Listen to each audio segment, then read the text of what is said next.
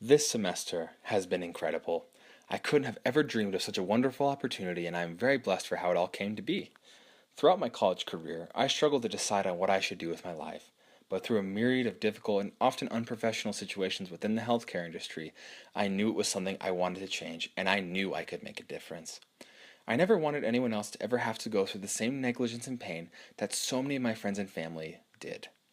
After finally deciding on healthcare about 6 months ago, I was desperately looking to find ways into the healthcare industry, and I wanted to get my feet wet. I began by asking successful professionals who were already within my close personal circle. I eventually got into contact with a good friend named Michelle Birch, who lives in the Salt Lake area. Michelle has extensive communication with individuals within Intermountain Healthcare who happen to be in her own Vistage group.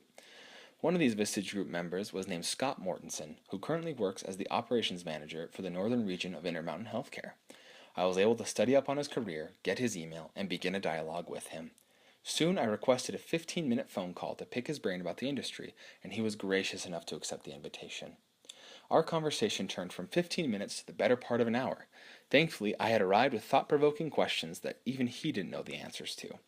Seeing that I was passionate about learning more about the industry, he concluded our conversation by saying, "Hey, I think you're awesome, and I'd love for you to intern for us." Obviously ecstatic, I went through the interview process and was fortunate enough to be part of the patient experience team with the hospital, and it was one of the best decisions I've ever made in my entire life. During this internship, I have learned not only how to communicate with people, but also I learned how to align their goals with mine. Within the healthcare network, there are many times where the clinical and administrative staff butt heads and don't see eye to eye. In preparation for my own future, I got to meet many nurses and doctors and complete projects with them every single day. Very often, the direction they wanted to go was very different from mine, and it was difficult to help align both sides. They are extremely educated and driven individuals that are passionately seeking to do the right thing. But sometimes they need some guidance in order to accomplish that. Through this internship, I was able to eliminate the fear I usually feel when correcting others and learned how to truly lead. Leadership isn't just through holding a title or having authority, but caring about others and being the hardest working person in the room.